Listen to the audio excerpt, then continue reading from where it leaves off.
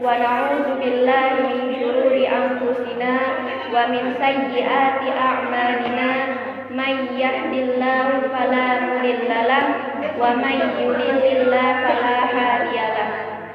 Wassalatu wassalamu ala sayyidina Muhammad ibn Abdillah wa ala alihi wa man ittaba'ahu amma ba'du.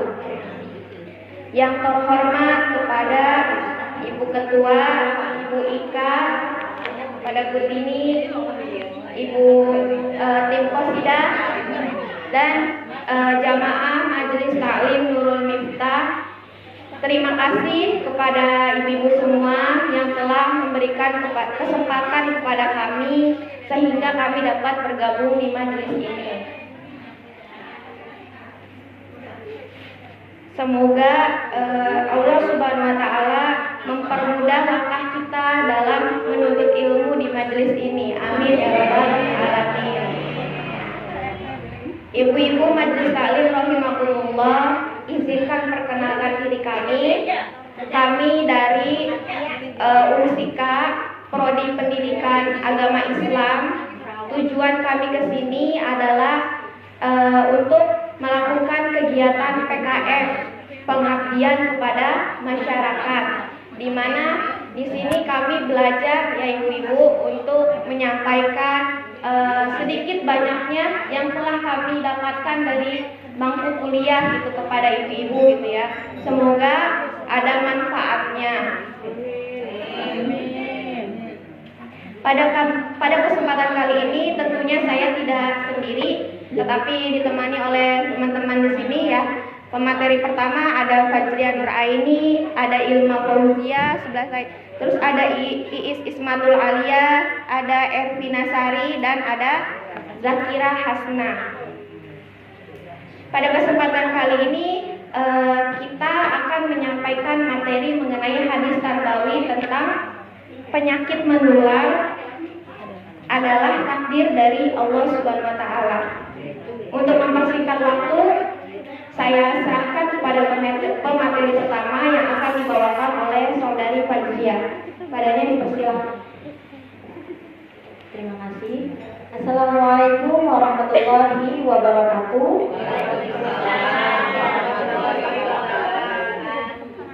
Izinkan saya untuk menjelaskan sedikit tentang penyakit menular ya ibu-ibu. Sebelumnya ibu-ibu di sini dalam keadaan sehat. Alhamdulillah. Insya Allah ya ibu-ibu, semoga kita semua diberikan kesehatan untuk menyambut bulan suci Ramadan, sehingga kita bisa lebih dalam beribadah itu lebih fokus, lebih baik. Amin ya robbal alamin. Dalam berkehidupan ini kita semua pasti pernah merasakan yang namanya sakit ya ibu-ibu. Sekali ataupun dua kali pasti kita pernah mengalami yang namanya sakit. Pada zaman dahulu, apabila ada orang yang terkena penyakit, itu tuh dikatakan bahwa penyakit itu datangnya dari gangguan jin, gangguan setan, karena pada masa dahulu gitu ya masih sangat kental dengan budaya yang mitos ya ibu, masih percaya dengan mitos, percaya dengan hal-hal mistis.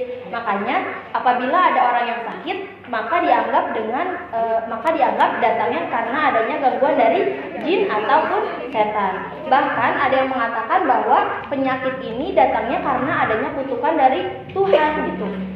Bisa jadi misalkan ada seseorang yang terkena penyakitnya cukup parah misalkan.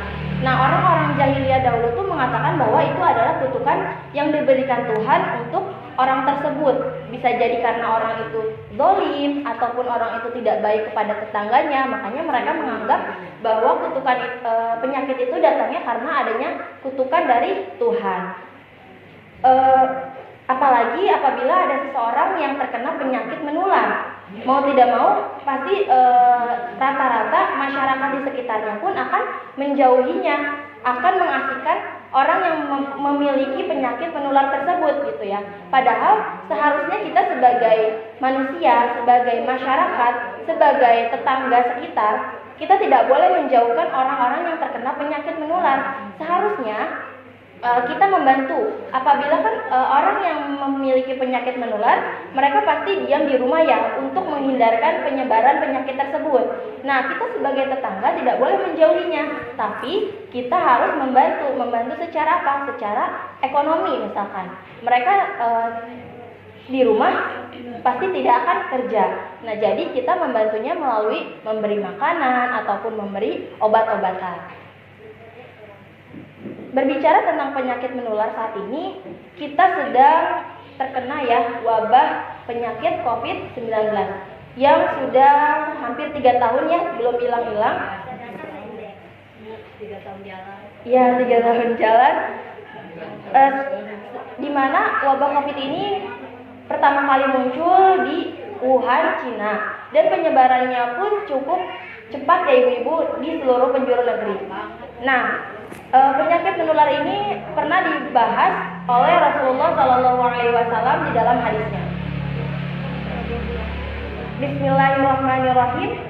Haddatsani Abdullah bin Muhammad, haddatsana Hisham bin Yusuf, akhbarana Ma'mar an Zuhri an Abi Salamah an Abi Hurairah radhiyallahu anhu qala Nabi sallallahu alaihi wasallam la adwa wala safar wala hamah faqala a'rabiyyu ya Rasulullah fama balul ibli takunu fi ramli ka'annaha ziba'u fayukhalitu hal ba'irul ajrabu fayujribuha faqala Rasulullah sallallahu alaihi wasallam faman a'dal awwal, yang artinya menceritakan kepadaku Abdullah bin Muhammad, menceritakan kepada kami Hisham bin Yusuf, mengabarkan kepada kami Ma'mar dari Zuhri, dari Abu Salamah, dari Abu Hurairah radhiyallahu anhu, ia berkata, Rasulullah sallallahu alaihi wasallam bersabda, tidak ada adwa itu penyakit menular, dan tidak ada sofar, kesialan di bulan Safar, dan tidak juga hamah atau burung hantu.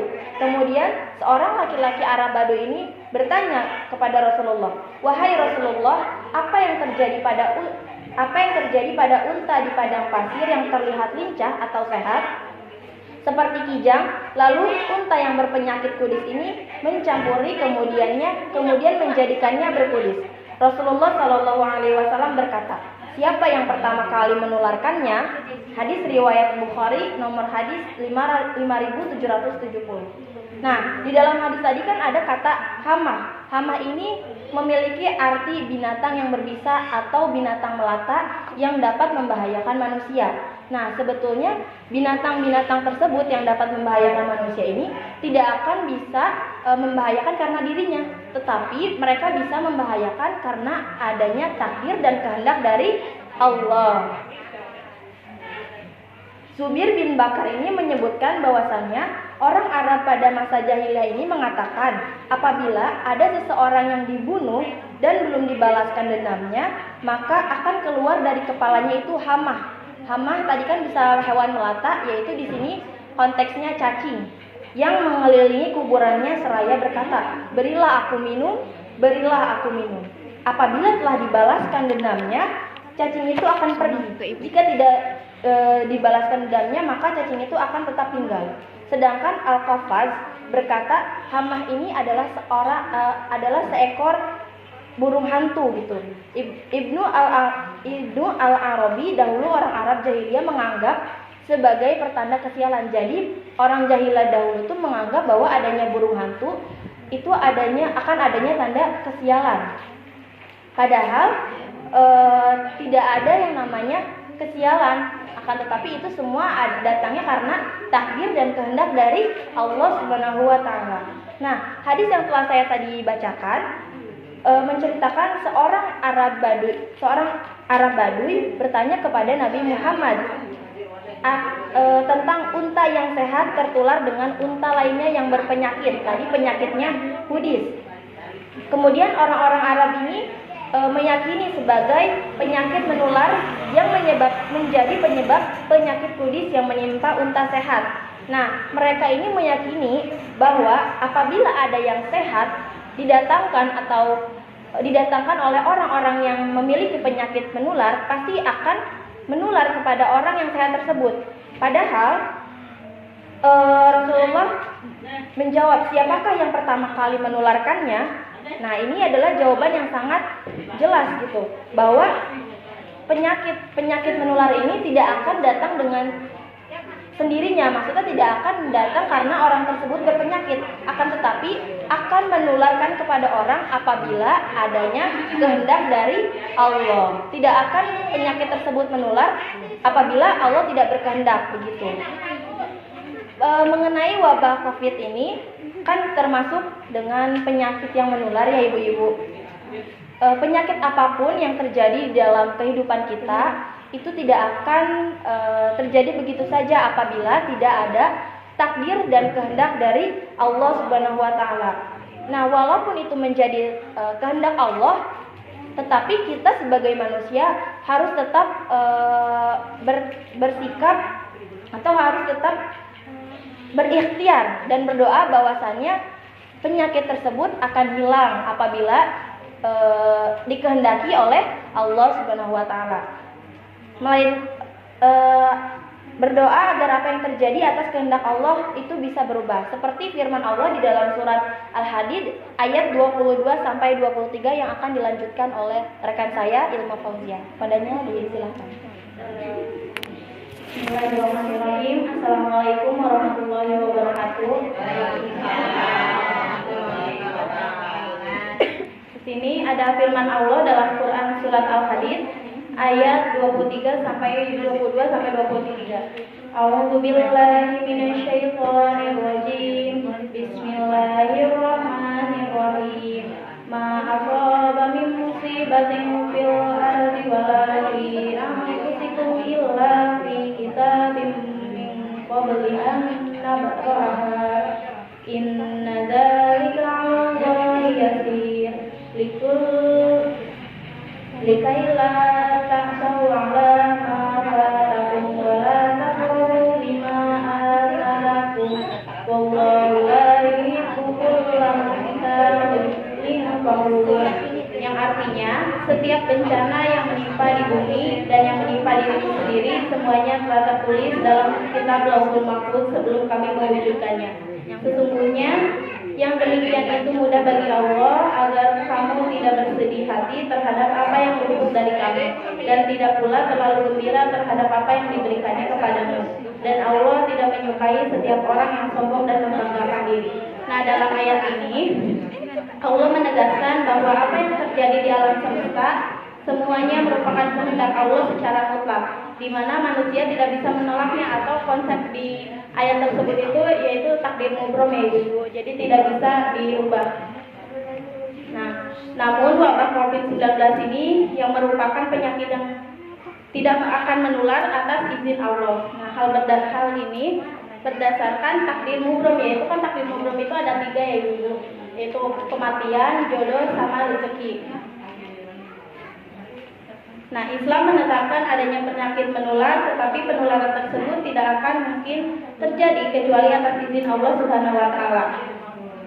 Kalau Allah mengizinkan, maka tidak akan tertular kepada orang di dekatnya. Seperti yang tadi teman saya jelaskan ini.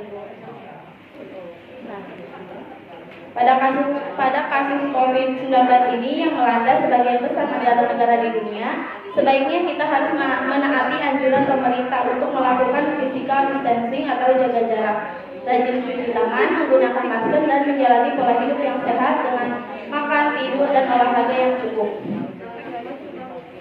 Seperti perintah Allah dalam Al-Quran surat An-Nisa ayat 59. A'udzu billahi minasyaitonir rajim. Bismillahirrahmanirrahim. Ya ayyuhalladzina amanu atti'ullaha wa atti'ur rasul wa atti'ur rasul wa ulil amri minkum. Fa in tanazza'tum fi syai'in faruddu ilallahi war rasul. Ilallahi war rasul in kuntum tu'minuna billahi wal yawmil akhir. Dzalika khairu wa ahsanu ta'wila. Yang artinya, wahai orang-orang beriman, taatilah Allah dan taati Rasul Muhammad. dan ulil amri pemegang kekuasaan di antara kamu. Kemudian jika kamu berbeda pendapat tentang sesuatu, maka kembalikanlah kepada Allah dan Rasulnya. Jika kamu beriman kepada Allah dan hari kemudian, yang kemudian itu lebih utama bagimu dan lebih baik akibatnya. Jadi kan sekarang ada peraturan ibu-ibu dari pemerintah bahwa jangan kita harus melakukan kayak cuci tangan, menaati protokol kesehatan. Itu harus dilakukan ibu-ibu gitu biar kita mencegah penyakit itu, walaupun kalau penyakit Allah enggak menghendaki penyakit itu menular, tidak akan menular, tapi dengan cara kita ikhtiar gitu ibu-ibu biar penyakit itu tidak tertular. Nah, di sini ada 2 poin nilai pendidikan yang dapat kita ambil dari materi ini. Yang pertama, kita harus mengimani bahwa segala macam penyakit datang dari zatnya atau dari Allah Subhanahu wa taala, dan atas izin Allah penyakit itu bisa menular atau tidak. Yang kedua, senantiasa meminta perlindungan kepada Allah atau berdoa ya. Yang ketiga, ikhtiar untuk menghindari dan mencegah dari penyakit, terutama pada pandemi saat ini, yaitu dengan menaati aturan pemerintah seperti jaga jarak, memakai masker, mencuci tangan, dan sebagainya. Yang terakhir, selalu bersabar dan bersyukur. Kurang lebihnya tambahan dari saya. Mohon maaf bila ada kesalahan ibu. Akhirul kalam. Wassalamualaikum warahmatullahi wabarakatuh.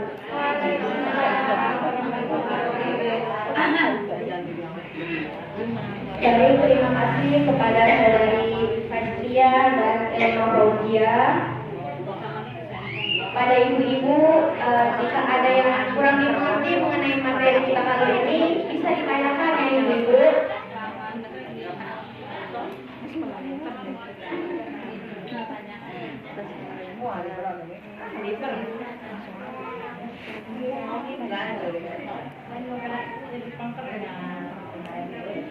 Jika tidak ada pertanyaan, lanjut saja kepada kesimpulan kali ini ya, bahwa virus tidak akan pernah menular yang kehendak Allah dan campur tangan Allah Subhanahu wa taala.